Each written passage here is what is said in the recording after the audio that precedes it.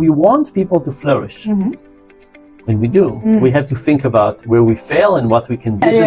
But what are the things that you're doing right now that is not serving you well, that is actually holding you back? What helps us make better decisions about sleep, about health, about relationships, our friends, about should we buy cryptocurrency, and so on. So.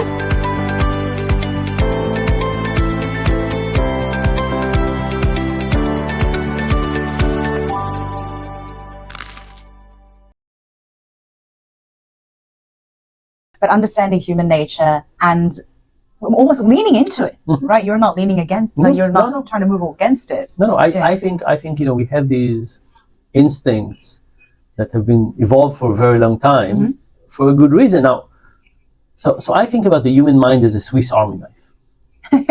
Okay. Swiss Army knife is not very good in anything, right? Nothing is like the. To hear a little bit about your life experience, because I've read that some of the things that you went through actually got you interested in the behavioral psychology. Can you share a little bit about it? So maybe as a way for introduction, I'll say something about why I have half a beard. Okay, because we're getting both angles. That's right. So this half a beard has a few reasons. The first one is I was badly injured when I was in 17 and a half. Most of my body was burned, 70%. I spent 3 years in hospital. And this was an explosion? There was an explosion, and life in hospital was very complex, lots of pain, lots of things got me to observe lots of things. But going back to the half a beard, so I have scars on this side of my face, so there's no hair growing up on this. So, most of my body is scars, and you can see this. Anyway, so for many years I shaved. And when I shave, it looks less odd and less non-symmetrical. Yes. And then about 8 years ago, I went on a month-long hike. And during that month-long, I didn't look in the mirror and I didn't shave. And I looked sort of like this after the month. And when I looked at the mirror for the first time, I didn't like it. It's a very strange look. I didn't like it. And I thought, I'll shave it off, but maybe a few more weeks just as a memory of the hike. Gotcha. But then I posted a few pictures on social media and so on. And to my surprise, I got messages from people who thanked me for the half a beard. Why did they thank me for the half a beard? These were people who were struggling with their own injuries. They were feeling that they were trying to hide something. For example, there was a woman in her 50s who told me that when she was 17, she had a car accident, got injured in her leg. She said never wore a skirt since. And now she said she's going to try. Oh, wow. Anyway, so injury, other things. But then the other thing that happened, it was about 4 months after having this half a beard, I realized that I feel differently about my own scars. So I have lots of deformities, my hands lots of things are wrong with me. Right. And all of a sudden I felt differently about my scars. I felt more connected, I felt less alienated, I felt more in peace with that. And I thought, what happened? And here is what happens. Before I let this half a beard grow, I would look in the mirror every day, smooth on this side, stubble on this side, and then shaving is also an act of hiding. If you think about it, shaving for somebody like me is the same thing that those people said, I don't want to hide anymore. It's an act of reducing the lack of symmetry. And stopping that was incredibly healing. Oh, I see. So the final point I want to make is, here I am, a social scientist. I'm interested in human nature. And I could have not predicted that having half a beard would be helpful for me.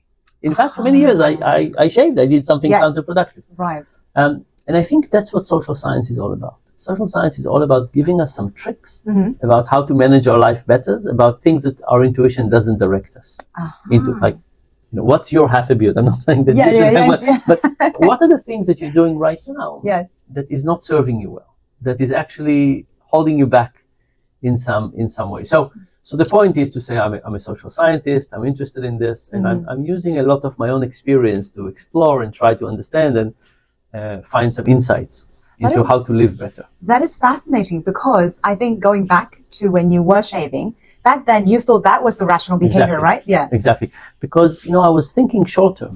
Like, if you ask me, how would day one feel like with half a beard, I would say not fun. People would ask questions, kids would point, some people would laugh. Day one would not. But But there's nothing about our intuition that can predict what will happen 4 months down the line. So we can focus on day one. Yes. But this long-term process of slowly getting to self-acceptance is not something we have good intuition about. And I mean, for you, that event was going hiking.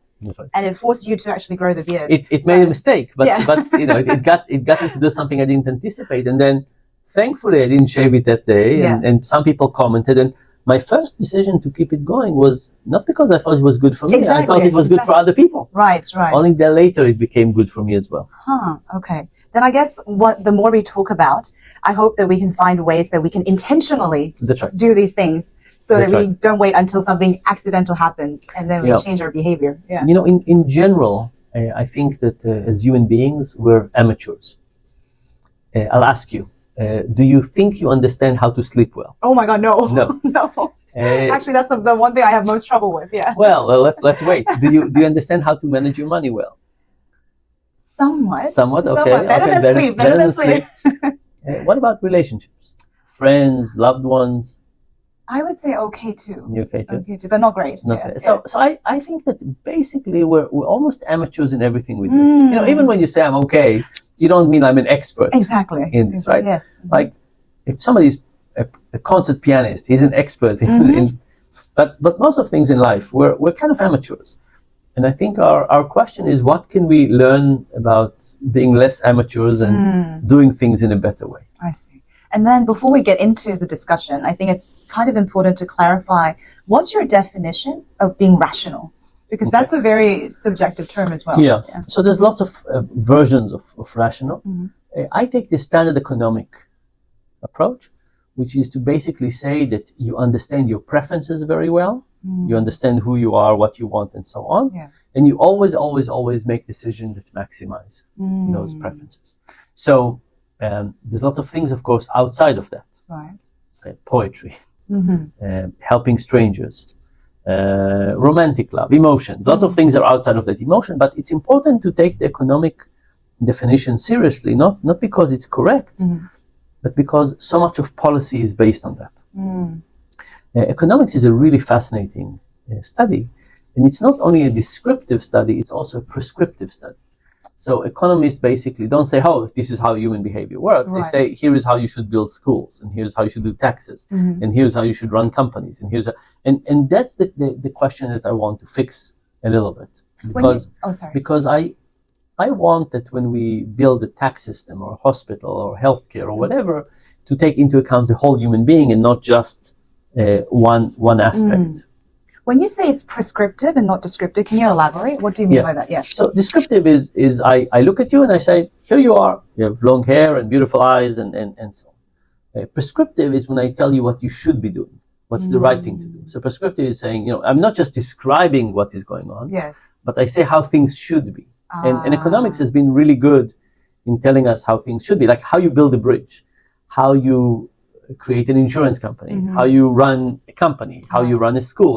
So when we come to be prescriptive, it is very important to understand the human being in a holistic way, and not just look at the one rational aspect of us. As in not just looking at the phenomenon of what's happening, but actually understanding. Not just assume that people are perfectly rational, but look at our complexity. So let's say that we look at something simple like penalties. So lots of people text while driving. Yes. A very simple approach is to say, what, people are texting and driving, let's put a fine. Let's give a fine, and then people would stop. Yeah. Well, what happens is in many places when you add a fine, more people die from texting and driving. Why is that? Because instead of texting over the wheel, they start texting under the wheel and actually becoming oh wow! I have to avoid getting caught. Yeah, that's right. So people, now that's just basically saying, people, we have to understand people. We can't just apply policy without truly understanding people. Or there was a program in Texas in which they paid kids to read books. Yes. Kids read shorter books and then ended up reading less. So there's lots of things that when we come to design life, like if you think about human beings, our greatest achievement are coming from our ability to design our environment. We design lights and air conditioning. Yes. And we design chairs Cameras. and we design cameras. Yes. And we design tools to help us remember. And we design lots of tools to make our life better. Planes, you came. Yes. Oh my God, yes. So when we come to design those things, my approach is to say we also have to take our mental limitation into account.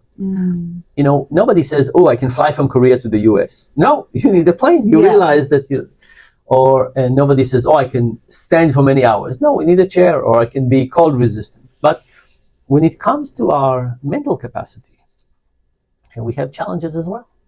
It's very difficult for us to think long term. It's very hard to think about lots of different options. So also with those things, we need help. But what are the parallels to planes and crutches and chairs and heaters in the cognitive world? What helps us make better decisions about sleep, about health, about relationships, our friends, about should we buy cryptocurrency and so on. So we need that help also in the mental world, and that I think is kind of our biggest next challenge. By the way, many years ago, when people were farmers and died very young, there was not a real issue. Now we have an abundance. Yes. We stay awake more hours. Yeah. We can work when it's dark. We live for much Absolutely. longer. Yeah. We have lots of options. So I'm very, very grateful for all of these options, but they Me come with too. complexity. Yes, that's a perfect segue, because in your book, you said there's a paradox of choice, meaning when we have more choice, Yes, we tend to think that it will create abundance in our lives, but it actually complicates. that's right. Yeah. Can you explain a little bit more? So it turns out, that in principle, it would be nice to have more options. That's nice to what have. I think. Yeah. It's nice to have more colors and Yeah. more so on. But when it comes to making choices, it often paralyzes people. So, we ask people about buying digital cameras. Now, lots of people don't have cameras anymore because of phones, but people used to wait a long time to buy a camera. Which one should I choose? Now, months pass by and people don't have pictures of the people that they love, but they wait. So it's an example of there's so many options and so many things to do, and we don't know what's the right one. I talked this morning with a government in South America that is creating bonds for people to save for retirement. Yes. They have lots of bonds. They really want people to choose. I see. But imagine that you go on a website, and just for simplicity, let's say there are 50 bonds. 50. 50. Okay. Now they have different versions, right? Different interest rate and different duration and different. I'm already feeling dizzy. What are you most likely going to do? Probably read the first 5 and then make a decision. I don't think I can go through all 50. You can't go through all 50, but what most people do is they read a few and they say, I'll come another time. Yeah, exactly. Yeah. So what happened is that this paralysis, the choice paralysis, is to say, we have lots of options. We start looking at it. We realize we can't make the perfect decision. So we say, I'm not going to decide now. I'll decide another day. But then, do people ever come back? Often not. I see. Right? So choice paralysis says we love options, but options make choices more difficult. The more options you have, and the more things you have that are similar, the more the choice is difficult. I see. And if we pick one thing, we give up on another one. Absolutely. Do we like that? Not so much. So what do? We say, maybe another day. I really want, is this the right one or is this the right one? I'm not sure. Let me not decide today. I'll come back tomorrow. Oh, I see. And what is choice architecture? Okay. So choice architecture is the idea that we make decisions as a function of the environment that we're in. And it's true for lots of things. So easiest thing to think about is restaurant. If you go to a restaurant versus to a buffet, right, you're going to eat differently. Oh, absolutely. Yes. That's right. If the plates in the buffet are going to be small, you're going to be eat differently than if the plates are big. Gotcha. If there will be a serving, you'll serve yourself more. If somebody else will serve, it might be less. Choice architecture is the idea that the world we live in is designed, and that design makes some things easy and some things hard, and we will do what's easy in that design. I'll give you one example. In my office, I have one of those tables that goes up and down. Now, when I come in the morning and the table is down, I have a button that I can press and the table can go up, but I usually just sit. I got in the office, I'm thinking about what I want to do. It's 15 seconds, but I just sit. Exactly. It's so simple. What happens when I get to the office and the table is on the high position? I stand, right? So we do the things that are easy for us to do in that environment. So if you ask about where is human freedom, part of the questions in my discipline is to say, what happens to human choice? Like, can we really make choice complex and get people not to choose? Can we make something recommended and get people to... Where's human freedom? Right. So human freedom is often in our decision for what choice architecture we want. So if I came to you every morning with a fresh tray of croissant and donuts... That sounds lovely. At the end of the year, you'll be less healthy. But that's true. I would be very happy, but not healthy. Yeah. But I don't have to come every day with that tray. So when we face temptation, we're not that good in overriding it, but we don't have to face temptation. Like, think about these phones. I have 0 notifications. Gotcha. I have 0 notification because this is my work environment. Yes. And a work environment with notification changes me.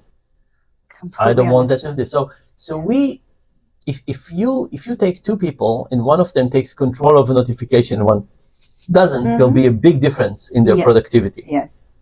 So our freedom is about choosing the environment we want to create for ourselves. And the environment is our office, and it's our refrigerator, and it's our shopping list. Wow. And it's everything like that. It's about designing our bedroom for sleep, and it's designing our a room with TV or exercise machine or whatever. All of those things make a difference. So choice architecture basically says the environment makes some behaviors easier and some behavior harder. Gotcha. And if you want a particular behavior, design the environment to make that behavior more likely. Gotcha. One more example. Yes, please. Many people have rotting fruits and vegetables in their refrigerator. Why?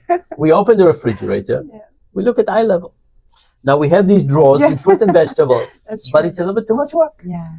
If you put the unhealthy stuff in those drawers and you cut the fruits and vegetable and it's clean and it's ready at eye level, very different pattern of eating. So we can say, let's fight human laziness. Or very, very tough. On the other hand, you can say, let's redesign the environment so the things that we want to do and the things that are easy to do are more aligned. So instead of fighting for the human nature, you're actually using the human nature to your benefit. Yeah. That's right. So even think about social media.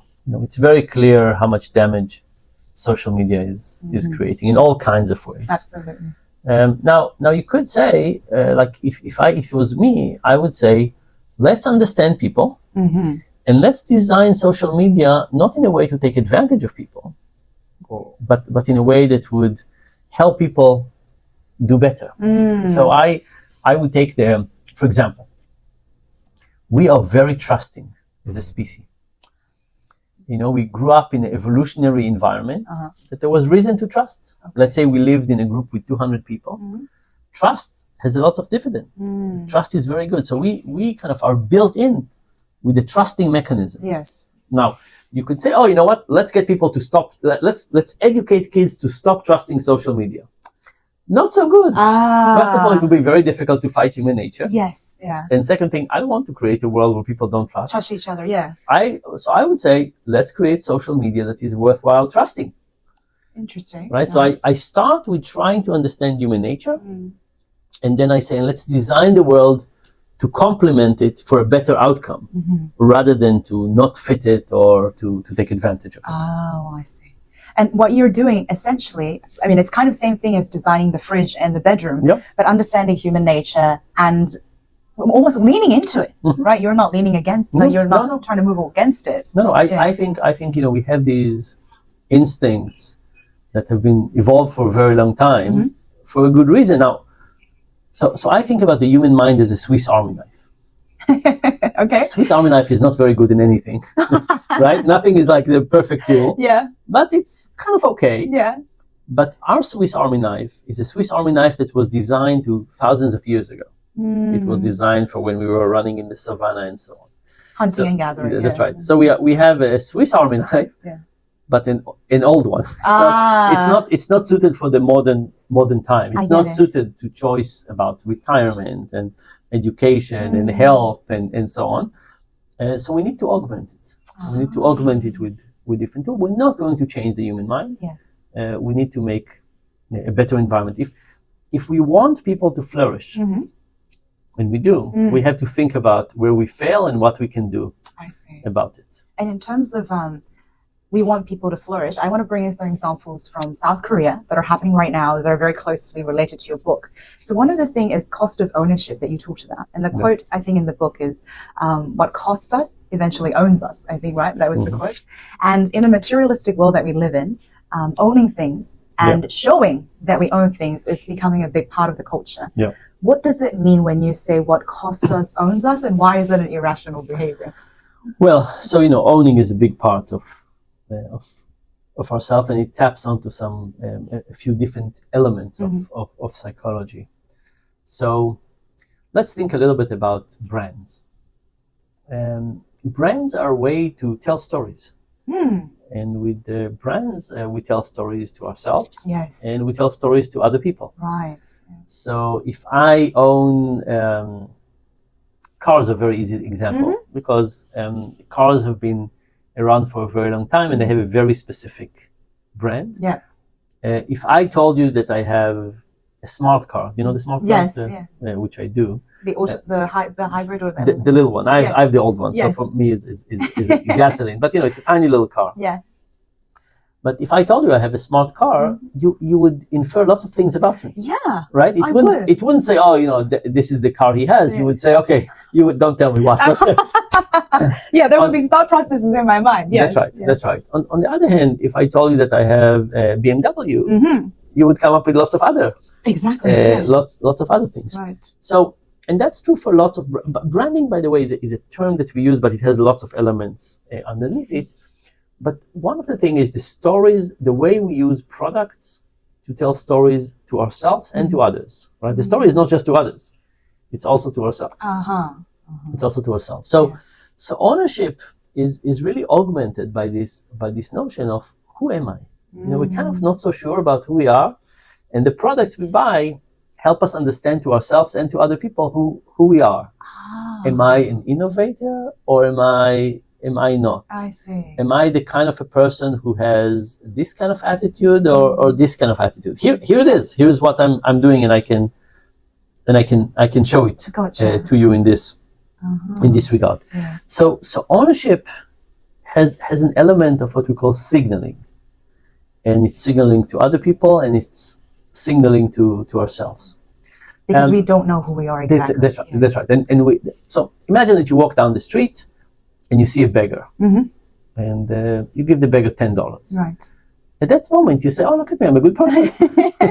now, you took an action and you convince yourself that you're a good person. Yes. Right. Yes. So even we don't know who we are, that our own actions help us realize who we are.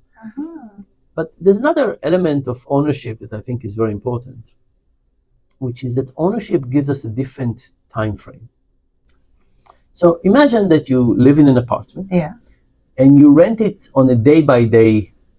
Every day you wake up and you decide if to rent it for another day or to leave today. Okay. Would you have plans? Would you paint the wall? The answer is no. Probably the not. answer is no. If you bought a 30-year mortgage, very different story. Yeah. So ownership also creates a very different relationship that sometimes actually change our behavior. We start appreciating, taking care of, doing things in a very, becoming more interested in something. So ownership has some elements on that. I'm guessing that cost of housing in Seoul is very high. Very high. Yeah. It's one of the problems for the younger generation. That's right. Yeah. To own a house is almost impossible. Almost impossible. So there's a term work-life balance. Yeah. And I hate that term. And the reason I hate this term is I think it's a wrong way to think about life. I think about a continuum. There are things we hate at work, bureaucracy. Yeah. There are things we hate at life, laundry. And there are lots of things in the middle. What you're doing right now, is it work or life? It's both. If you go to a workplace and you think about work-life balance, the workplace is not doing their job. Oh. Because what they need to do is they need to make it so that you feel fulfilled. That people are able to lie a little bit and still think of themselves as honest people. So it's a matter of how much. Exactly. So